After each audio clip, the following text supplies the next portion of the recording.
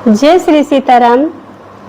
आज हम आप लोगों को रामचरितमानस से सुंदरकांड सुनाने जा रहे हैं,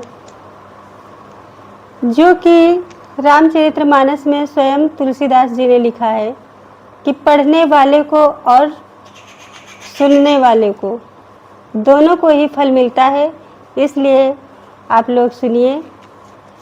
जय श्री सीताराम। शांतं शाश्वतं प्रमेयमघनं निर्वाण शांतिं प्रदं ब्रह्मा शंभु फणीन्द्र सेव्यं मनीषं वेदांत विद्या विभुं रामाख्यं जगदीश्वरं सुरगुरुं माया मनुष्यं हरि वंदेऽहं करुणाकरं रघुवरं भूपाल चूड़ामणिं। शांत सनातन अप्रेय मेघ प्रमाणों परे निष्पाप मोक्ष रूप परम शांति देने वाले ब्रह्मा शंभु और शेष जी से निरंतर सेवित वेदांत के द्वारा जानने योग्य सर्वव्यापक देवताओं में सबसे बड़े माया से मनुष्य रूप में देखने वाले समस्त पापों को हरने वाले करुणा की खान रघुकुल में श्रेष्ठ तथा राजाओं के शिरोमणि राम कहलाने वाले जगदीश्वर की मैं वंदना करता हूँ। नान्या स्पृहा रघुपते हृदय मदीये सत्यम वदामि चा भवानि खिलात्मा भक्तिं प्रयच्छे रघुपुरं निर्भरा में कामादि दोष रहितं कुरु मानिशं च। हे रघुनाथ जी, मैं सत्य कहता हूँ और फिर आप सबके अंतरात्मा ही हैं, सब जानते ही हैं कि मेरे हृदय में दूसरा कोई इच्छा नहीं है। हे रघुकुल श्रेष्ठ, मुझे अपनी निर्भरा पूर्ण भक्ति दीजिए और मेरे मन को काम आदि दोषों से रहित कीजिए। अतुलित बलिधामं हेम शैलाभदेहं धनुजवन कृशानुं ज्ञानिनानां गृह्यं सकल गुण निधानं वानरानामधीशं रघुपति प्रिय भक्तं वाते जातं नमामि। अतुल बल के धाम, सोने के पर्वत सुमेरु के समान कांति युक्त शरीर वाले दैत्य रूपी वन को ध्वंस करने के लिए अग्नि रूप ज्ञानियों में अर्गणेय संपूर्ण गुणों की निधान वानरों के स्वामी श्री रघुनाथ जी के प्रिय भक्त पवन पुत्र श्री हनुमान जी को प्रणाम करता हूँ। जो इच्छा करी हो मन माही, राम कृपा कछु दुर्लभ नाही। जामवंत के बचन सुहाए, सुनि हनुमंत हृदय अति भाए। जब लगी मोहि परिख्यो तुम भाई, सही दुख कंदे मूल फल खाई। जामवंत के वचन सुनकर हनुमान जी के हृदय को बहुत ही भाए। वे बोले, हे भाई, तुम लोग दुख सहकर कंद मूल फल खाकर तब तक मेरी राह देखना। जब लगी आवहूँ सीत ही देखी, हुई है काजू मोहि हरस बिसेखी। यह कही नाए सबने कहू माथा, चलो हरसि सिय धरि रघुनाथा। जब तक मैं सीता जी को देखकर लौट ना आऊं, काम अवश्य होगा, क्योंकि मुझे बहुत ही हर्ष हो रहा है। यह कहकर और सबको मस्तक नवाकर तथा हृदय में श्री रघुनाथ जी को धारण करके हनुमान जी हर्षित होकर चले। सिंधु तीरे के भूधर सुंदर, कौतुके कूद चढ़ो ताऊ पर। बारे बारे रघुवीर संभारी, तर के पवन तने बल भारी। समुद्र के तीर पर एक सुंदर पर्वत था। हनुमान जी खेल से ही अनायास ही कूदकर उसके ऊपर जा चढ़े और बार बार श्री रघुवीर जी का स्मरण करके अत्यंत बलवान हनुमान जी उस पर से बड़े वेग से उछले। जेहि गिरि चरण देई हनुमंता, चलो सोगा पाताल तुरंता।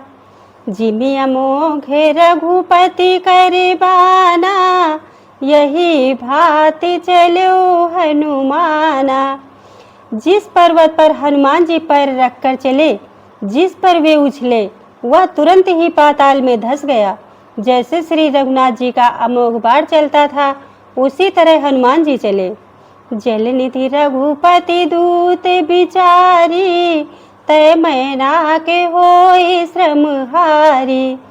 समुद्र ने उन्हें श्री रघुनाथ जी का दूत समझकर मैनाक पर्वत से कहा कि मैनाक, तू इनकी थकावट दूर करने वाला हो, अर्थात अपने ऊपर इन्हें विश्राम दे।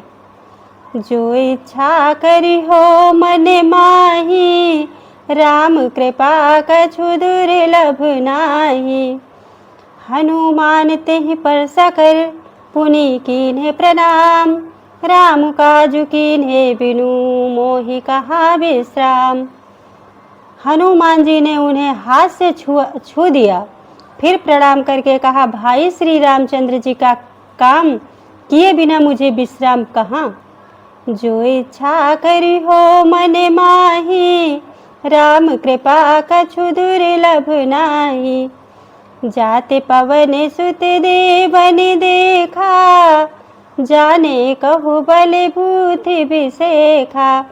सुरसा नाम अहिन के माता, पठैनि आए कहिने तेहि बाता।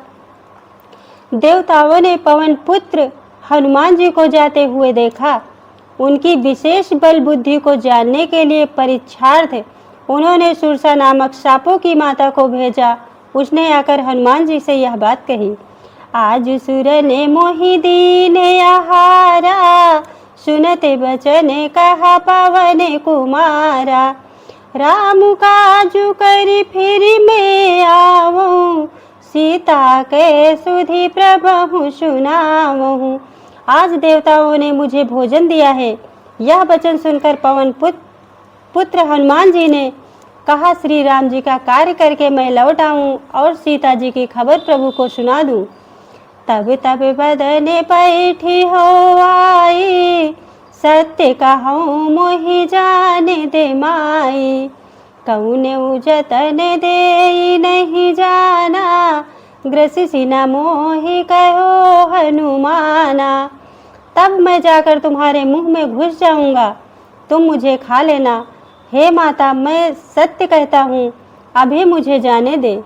जब किसी भी उपाय से उसने नहीं जाने दिया, तब हनुमान जी ने कहा, तो फिर मुझे खा न ले।